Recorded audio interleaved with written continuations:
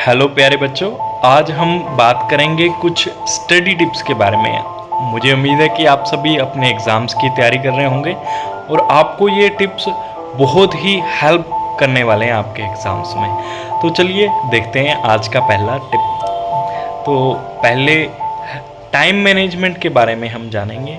जब भी हम अपने एग्ज़ाम्स की तैयारी कर रहे हैं तो हमें इस चीज़ का ध्यान रखना होगा कि हम किस सब्जेक्ट के लिए कितना टाइम देंगे।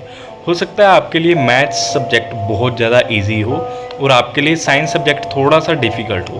तो प्यारे बच्चों, आपको मैथ्स में साइंस से थोड़ा सा कम टाइम देना होगा क्योंकि आप ऑलरेडी मैथ्स में अच्छे हो। आपको साइंस में थोड़ा और टाइम देने की ज़रूरत है। तो आपको पर्टिकुलर सब्जेक्ट के लिए अपना स्टडी वाइज टाइम जो है अलॉट करना होगा।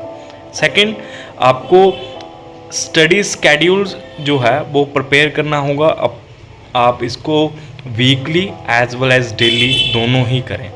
मतलब आपको डेली कितना पढ़ना होगा और वीकली आपको कैसे इसको मेंटेन करके रखना होगा, ये दोनों ही आपके पास होने चाहिए। आपको एक विजुअल रिप्रेजेंटेशन जो है इसकी वो आपके पास होनी चाहिए। आप दोनों के ऊपर काम कर सकते हैं। इसके बाद हम नेक्स्ट बढ़ते हैं इन्वायरमेंटल फैक्टर के ऊपर से। जब भी हम स्टडी कर रहे हों तो हमें ये पता होना चाहिए कि हमारा जो स्टडी इन्वायरमेंट है वो कैसा है। जहाँ हम बैठ के पढ़ने वाले हैं वो प्लेस कैसी है। हमें हमेशा एक शांत वातावरण और एक प्रेफरेबल कंफर्टेबल स्टडी प्लेस को अपना प्लेस बनाना चाहिए जहाँ पे हम स्टडी कर सकें। यहाँ पे हमारी जो डिस्ट्रैक्शंस हैं वो बहुत ही कम हो। आपके सराउंडिंग्स पे, वॉल्स पे कुछ ऐसे पोस्टर्स लगा लेने चाहिए जो आपको पढ़ने के लिए और ज़्यादा प्रेरित करें। कई बार ऐसा होता है कि कुछ लोगों को, जैसे मान लो कि मेरे को गाड़ी चलाने का शौक़ है, तो मैं अपने रूम में अगर गाड़ी की पिक्चर लगाता हूँ या पोस्टर लगाता हूँ तो हो सकता है कुछ टाइम बाद मेरा जो ध्यान है उससे हट के गाड़ी पे चला जाए। तो मुझे ये गलती नहीं करनी चाहिए। मुझे अपने आसपास का एरिया भी बिल्कुल उस हिसाब से रखना चाहिए जो मुझे पढ़ने के लिए प्रेरित करे। मुझे कुछ फॉर्मूलाज, कुछ टिप्स ऐसे कुछ पेस्ट कर देने चाहिए जो मेरी हेल्प करे। टाइम टेबल जो है वो मुझे वहाँ पे पेस्ट कर देना चाहिए जो मेरी हेल्प करे। नेक्स्ट, एक्टिवली लर्न करना चाहिए। हमें जब पढ़ाई करते हैं हमें पूरे कंसंट्रेट होकर बैठना चाहिए। इसके लिए जब आप लेक्चर सुन रहे हो या फिर आप क्लास में हो तो आपको एक्टिवली नोट्स को अपनी कॉपी में उतार लेना चाहिए। आपको कुछ ऐसी बात बोली गई है टीचर के द्वारा जो आपके लिए बहुत इम्पोर्टेंट है, जो आपको पहली बार पता चली है या फिर किसी का मीनिंग है, वो आपको अपनी नोटबुक में लिख लेना चाहिए।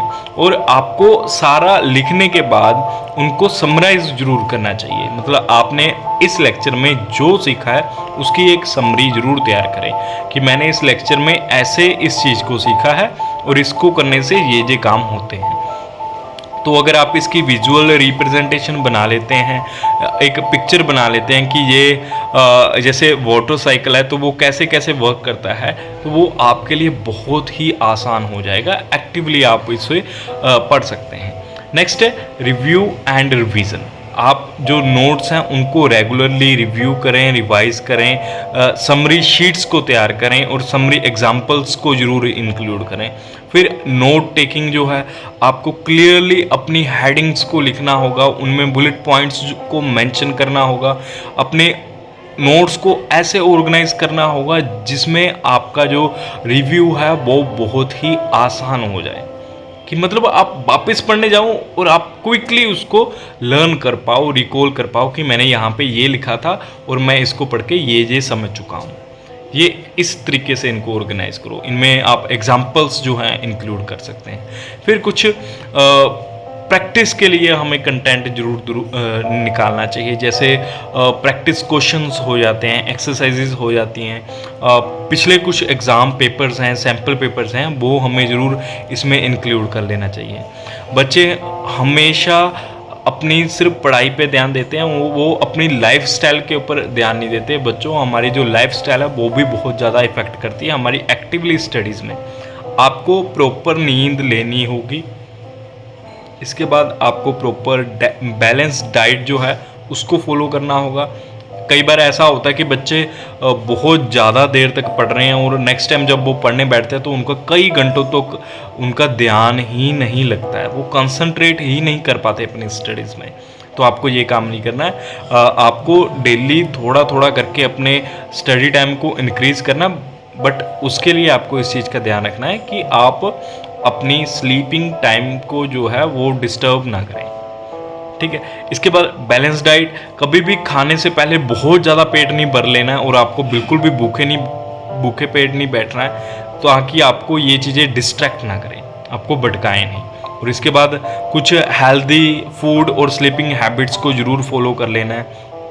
स्ट्रेस को मैनेजमेंट करना सीखना होगा आपको कुछ ऐसी टेक्निक्स हैं जो आपको रिलैक्स करती हो, आपके स्ट्रेस को मैनेज करती हो, उनके बारे में आपको जानना चाहिए। अपने पेरेंट्स से, अपने बड़ों से ओपनली बातें करें। आपको कोई चीज़ परेशान कर रही है उसके बारे में आपको अपने पेरेंट्स से डिस्कस करना चाहिए, बड़ों से डिस्कस करना चाहिए। तो इससे क्या है कि आपका स्ट्रेस जो है बहुत ज़्यादा कम हो जाएगा। हमेशा हमने स्टूडेंट्स को स्ट्रेस में ही देखा है, जो बच्चे पढ़ते हैं वो बहुत ज़्यादा स्ट्रेस लेते हैं। तो आपको अपने स्ट्रेस को बहुत ही कम करना है। आपको खेलना भी, आपको पढ़ना भी, आपको एक्सरसाइज भी करनी है, आपको लोगों से बातें भी करनी है, सब कुछ सीखना है, क्योंकि आप एक स्टूडेंट हो। आपको time to time short breaks लेने होंगे। आपको घर का एक राउंड ले लेना है, बाहर टहलने के लिए कुछ टाइम के लिए चले जाना है। आपको बाहर का एनवायरनमेंट काफ़ी ज़्यादा इफेक्ट करेगा, बट ध्यान रखें कि आपको इस टाइम में रील्स या फिर टीवी वगैरह नहीं देखना है, क्योंकि ये चीज़ें हमें काफ़ी लंबे टाइम तक डिस्ट्रैक्ट कर देती हैं। एक बार के लिए अगर आप टीवी देखते हो या फिर मोबाइल देखते हो तो वो आपके दिमाग में काफ़ी टाइम तक इम्पैक्ट रहता है उस चीज़ का।